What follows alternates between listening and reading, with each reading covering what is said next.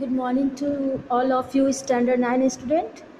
हम लोग cell chapter पढ़ रहे थे। सेल चैप्टर में जो सेल का साइज़ क्या होता है, शेप क्या होता है, ये हम लोगों ने पढ़ा था।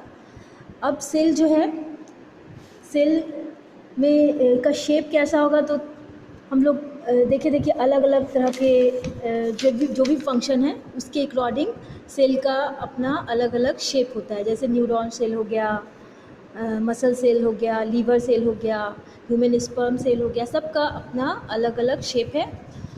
तो अब सेल जो है उसका नंबर क्या होगा, किसी ऑर्गेनिज्म में सेल का नंबर क्या होगा।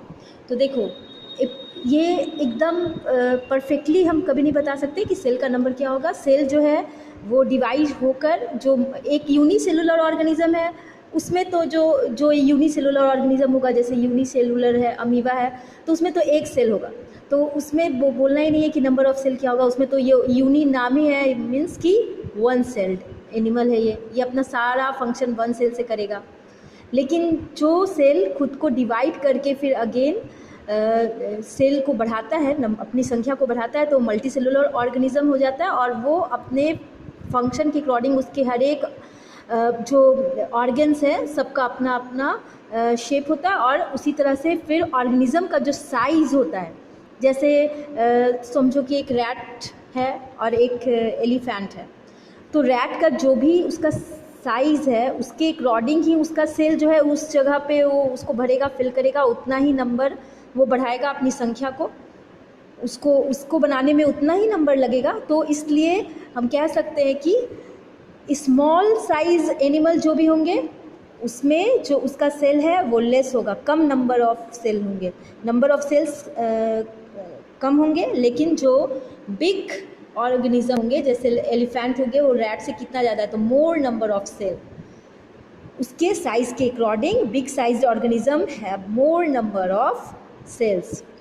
क्योंकि सेल जो है वो अपने आप को डिवाइड कर करके अपने नंबर्स को बढ़ाता है। तो जैसा उसका साइज़ होगा तो उसके अकॉर्डिंग ही वो अपने नंबर्स को इंक्रीज़ करेगा।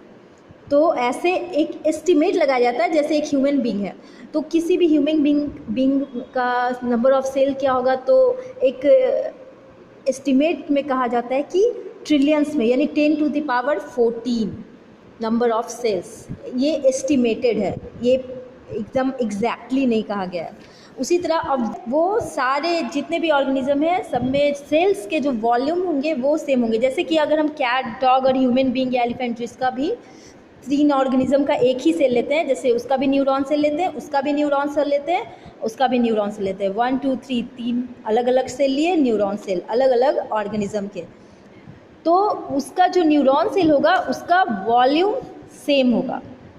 क्योंकि जो भी काइंड का ऑर्गेनिज्म हो उसका जो न्यूरॉन सेल है वो उसी शेप और साइज़ का होगा, तो इसलिए वो न्यूरॉन सेल जो है उसका वॉल्यूम जो है वो सारे ऑर्गेनिज्म में सेम ही होगा।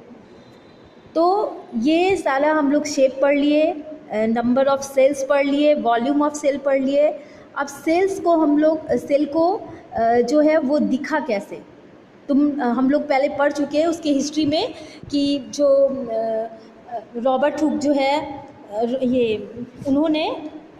रॉबर्ट हुक जो है 1665 में किस तरह से एक सिंपल माइक्रोस्कोप अपने ही मैग्नीफाइड ग्लास से बनाकर उन्होंने उस पर रिसर्च किया था। तो माइक्रोस्कोप के बारे में भी हम लोग को जानना बहुत ज़रूरी है। ऐसे माइक्रोस्कोप क्या है, तो हम लोग सिंपली कह सकते हैं कि माइक्रोस्कोप एक डिवाइस है। Microscope is a device to use magnify the tiny object, जो कि छोटे ऑब्जेक्ट, जो कि कैसे टाइनी ऑब्जेक्ट, वैसे टाइनी ऑब्जेक्ट जो कि नेकेड आई से हम लोग नहीं देख सकते, which are not able to seen by naked eye. तो वैसे टाइनी ऑब्जेक्ट्स जो है उनको देखने के लिए हमें माइक्रोस्कोप की ज़रूरत होती है। और 1665 में जो रॉबर्ट हुक ने जिस माइक्रोस्कोप का यूज़ किया था बहुत सिंपल था, उससे बहुत ज़्यादा इतना उसके बारे में नॉलेज नहीं मिल पाया था सेल के बारे में, लेकिन एक आइडिया, एक उसके ऊपर एक बात उठ चुकी थी कि हाँ एक कंपार्टमेंट लाइक स्ट्रक्चर होता है जिससे कि हम लोग बने हैं। और आगे और रिसर्च दूसरे साइंटिस्ट ने जब उसे किया तो धीरे धीरे उसके बारे में और पता लगा, जो कि तुम लोगों को मैं बता चुकी हूँ। तो उसी पे जो लाइट, दो तरह के जो माइक्रोस्कोप हुए, पहले जब सिंपल था तो लाइट या उसे कंपाउंड माइक्रोस्कोप कहते थे, और बाद में इन्वेंशन हुआ आगे उस और ज़्यादा जब जैसे जैसे विकास होते रहता है, जैसे जैसे डेवलपमेंट होता है तो न्यू जो है नई नई जो इन्वेंशन जो है आते रहते हैं। तो माइक्रोस्कोप में भी इलेक्ट्रॉन माइक्रोस्कोप का इन्वेंशन हुआ। तो लाइट माइक्रोस्कोप और इलेक्ट्रॉन माइक्रोस्कोप दोनों में तुम लोग को डिफरेंस जानना बहुत ज़रूरी है। तो लाइट माइक्रोस्कोप जैसा कि नाम या कंपाउंड या लाइट माइक्रोस्कोप जो है उसमें जो है लेंस का यूज़ किया जाता है मैग्नीफिकेशन के लिए, और जो इलेक्ट्रॉन माइक्रोस्कोप है उसमें हाईली मैग्नीफाइड इलेक्ट्रॉन्स का यूज़ किया जाता है जो कि बहुत ज़्यादा शार्प होता है। और ये जो ये लाइट का यूज़ किया जाता है लाइट माइक्रोस्कोप में, जबकि इसमें इलेक्ट्रॉन या फिर तुम उसको बोल सकते हो इलेक्ट्रिसिटी का यूज़ किया जाता है। तो इस तरह से ये लाइट और इलेक्ट्रॉन माइक्रोस्कोप जो है ये दोनों इन दोनों ने हेल्प किया सेल के डिस्कवरी में। और जब इलेक्ट्रॉन माइक्रोस्कोप आया तो सेल के बारे में और ज़्यादा बहुत अच्छे से हम लोगों को नॉलेज मिल पाया। तो इसी में अब हम लोग को पढ़ना है स्ट्रक्चर ऑफ सेल। जैसा कि तुम्हारे जो बुक है, जैसा कि तुम्हारा जो बुक है इसमें स्ट्रक्चर ऑफ सेल स्ट्रक्चर, इसके बारे में अब हम लोग को डिटेल से पढ़ना है। तो सेल जो है, अगर हम कहेंगे सेल जो है वो बना किससे है, तो जो माइक्रोस्कोप है उसके इन्वेंशन के बाद सेल का जो इलेक्ट्रॉन माइक्रोस्कोप है उससे डिटेल्ड स्ट्रक्चर पता चला। जैसे कि यहाँ पे तुम एक सेल के स्ट्रक्चर को जानने के लिए ओनियन का पील लिया गया, एक ओनियन का बल्ब ले लो, जैसे बल्ब लाइक स्ट्रक्चर होता है ओनियन का, तो बल्ब लाइक स्ट्रक्चर ले लिया और उस स्ट्रक्चर में उस बल्ब लाइक स्ट्रक्चर को बीच से हाफ कर दो, कट कर दो, बीचों बीच उसको हाफ कर दो और उसका एक थिन मेम्ब्रेन ले लो। उस मेम्ब्रेन को माइक्रोस्कोप के अंडर में उसे स्टेन करके रखा जाता है। तो अगर लाइट माइक्रोस्कोप में देखा जाए तो इस तरह से स्ट्रक्चर दिखता है, हमेशा एक कंपार्टमेंट लाइक स्ट्रक्चर दिखता है। तो इसमें उतना डिटेल सेल के बारे में, उसके सारे ऑर्गेनेल्स जो सेल के भी सारे ऑर्गेनेल्स हैं उसके बारे में पता नहीं चलता है। इसमें एक सिंपल बस दिखाता है कि ये कंपार्टमेंट लाइक स्ट्रक्चर है और उसमें एक डॉट डॉट है जो कि ये शो करता है कि उसका एक न्यूक्लियस है, हर सेल का अपना एक न्यूक्लियस है। तो जब इसे हाई पावर माइक्रोस्कोप में देखा गया तो इस तरह का स्ट्रक्चर दिखा। तब उसके और ऑर्गेनेल्स के बारे में दिखा, साइटोप्लाज्म दिखा, सेल वॉल दिखा और वैक्यूल दिखा। तो इस तरह से हाईली माइक्रोस्कोप में और ऑर्गेनेल्स का पता चला और इलेक्ट्रॉन माइक्रोस्कोप में उसके सारे ऑर्गेनेल्स जो भी हैं, जैसे ये तुम देख सकते हो अपने बुक में, सारे ऑर्गेनेल्स जो है और अच्छे से दिखाई देने लगे। तो इसमें जो है सबसे पहली बात क्या है कि सेल जो है उसका सबसे आउटर जो मेम्ब्रेन है उसे सेल मेम्ब्रेन कहते हैं। जो सबसे आउटर मेम्ब्रेन है उसे सेल मेम्ब्रेन कहते हैं, या फिर जो प्लांट सेल में जो है सेल वॉल कहलाता है। प्लांट सेल में जो है सेल मेम्ब्रेन के ऊपर एक सेल वॉल भी होता है, लेकिन जो एनिमल सेल है उसमें सेल मेम्ब्रेन ही होता है। तो जो प्लांट सेल है उसमें सेल वॉल या ऐसे जो आउटर जो भी लेयर है उसे हम सेल मेम्ब्रेन कहेंगे। तो सबसे पहले जो सेल का स्ट्रक्चर में हम लोग सेल मेम्ब्रेन के बारे में ही जानकारी लेंगे। सेल मेम्ब्रेन जो है उसका अपना एक न्यूक्लियस होता है। हर जितने भी पार्ट है सेल के, सबके अपने वो एक बाउंडेड होता है, घिरा होता है एक झिल्ली से, तो उसे प्लाज्मा मेम्ब्रेन या सेल वॉल कहते हैं, और सेल मेम्ब्रेन भी कह सकते हैं। उसका अपना एक न्यूक्लियस होगा, उसमें फ्लूइड लाइक सब्सटेंस होगा और जिसे साइटोप्लाज्म कहेंगे, और उसके अलावा सेल के बाकी सारे ऑर्गेनेल्स होंगे जिसका कि अपना कुछ पार्टिकुलर फंक्शन होगा। तो इसमें तुमको सबसे पहले पढ़ना है सेल मेम्ब्रेन। तो इसका फंक्शन क्या है? सेल मेम्ब्रेन जो है वो extremely delicate thin elastic living membrane है, और ये प्लाज्मा मेम्ब्रेन जिसे कहते हैं, it is about 10,000 of millimetre in thickness. इसका थिकनेस जो है 10,000 मिलीमीटर के अप्रॉक्स होता है, और in plant cell it is present on the inner side of the cell wall. और प्लांट सेल में जो है वो सेल वॉल के अंदर मौजूद होता है ये जो सेल मेम्ब्रेन है।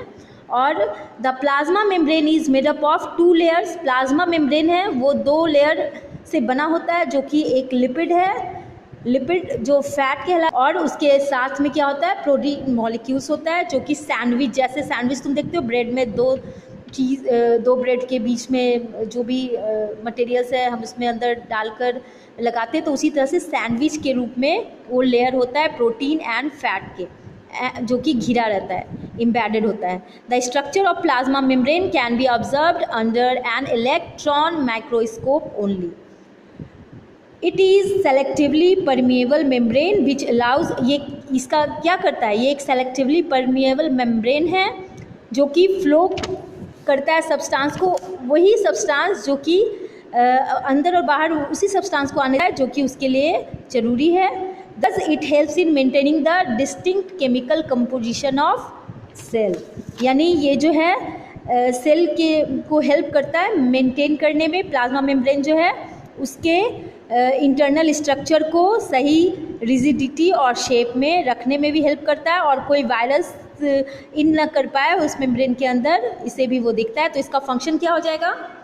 तो हमें जितने भी स्ट्रक्चर है इसमें, इस सेल चैप्टर में हम लोग को जो भी सेल के ऑर्गेनेल्स है उसका क्या, वो कहाँ पे पाया जाता है, वो कैसा होता है, और उसका फंक्शन क्या है, हमको इसी का नॉलेज लेना है और इसी को लर्न करना है। तो इसका फंक्शन क्या है? It gives a definite shape to the cell. Membrane जो है एक डिफिनिट शेप देता है सेल को। It provides protection of the internal contents, और जो उसके अंदर जो भी कंटेंट्स है उन सारे को ये प्रोटेक्शन देता है। और it regulates entry and exit of substance in and out of cell, और सेल के अंदर और बाहर जाने का एंट्री को ये रेगुलेट करता है, ये चलाता है किसको अंदर जाना चाहिए और किसको बाहर जाना चाहिए, और किसको नहीं अंदर आना चाहिए और किसको नहीं बाहर जाना चाहिए। It can internalize solid and liquid materials by infolding of extending around them. ये जो है सारे मटेरियल्स को अपने फोल्डिंग के थ्रू रोक के रखता है, और a process of activate intake of materials. In animal cell, it is involved in adhesion, recognition, in the formation of vesicles, cilia, flagella, microvilli। यानी कि जो एनिमल सेल में है ये सारे और भी फंक्शन जो है जो जिसके बारे में तुम डिटेल से आगे पढ़ोगे, ये सेल मेम्ब्रेन एनिमल के जो सेल में है ये सारा फंक्शन करता है। ये सीलिया, फ्लैजेला क्या है सब तुम आगे ऑर्गेनिज्म के डिटेल स्ट्रक्चर में पढ़ोगे। और सेल वॉल जो है वो प्लांट सेल में पाया जाता है। Plant cell have an additional protective wall, यानी कि सेल में प्लाज्मा मेम्ब्रेन के ऊपर जो प्लांट के सेल होते हैं उसमें एक एडिशनल प्रोटेक्टिव वॉल होता है जिसे सेल वॉल कहते हैं। और प्लाज्मा मेम्ब्रेन जो है उसे घिरा हुआ होता है, उसके ऊपर सेल वॉल उसके ऊपर होता है प्लाज्मा मेम्ब्रेन के ऊपर। It is a relatively thick non living and rigid envelope, ये एक इन्वेलप जैसा होता है, समझो कि थिक होता है, और ये नॉन लिविंग सेल है। It is permeable and made up of cellulose, ये परमिएबल होता है और ये सेलुलोज का हुआ होता है। और ये जो है सेल वॉल जो है ये बहुत थिक होता है, इसका जो आउटर लेयर है ये बहुत थिक होता है। It may be a thin और thin multi layered structure as in bacteria. Bacteria जो है एक तरह का ये जो सेलुलोज का बना होता है जो कि एक तरह का कार्बोहाइड्रेट है, और बैक्टीरिया के अंदर ये थिन और थिक मल्टी लेयर्ड स्ट्रक्चर के रूप में पाया जाता है। और सेल प्लाज्मा मेम्ब्रेन की तरह सेल वॉल का भी फंक्शन जो है वही सब होता है, उसे भी वो भी सेल जो प्लांट सेल है उसको डिफिनिट शेप देता है, और ये भी जो है उसे प्रिवेंट करता है सूखने में। It protects the plasma membrane and internal structure of the cell and it helps in the transfer. इसका भी सारा फंक्शन होता है प्लांट सेल में। It does not allow too much of water to come in this way it prevents the cytoplasm from becoming too dilute, यानी कि cytoplasm को ज़्यादा घुलने से रोकता है क्योंकि ये ज़्यादा पानी को अंदर नहीं आने देता। तो इसमें जो है हम लोगों ने आज पढ़ा cell membrane and cell wall. Next class में इसके सेल के बाकी ऑर्गेनेल्स के बारे में पढ़ेंगे।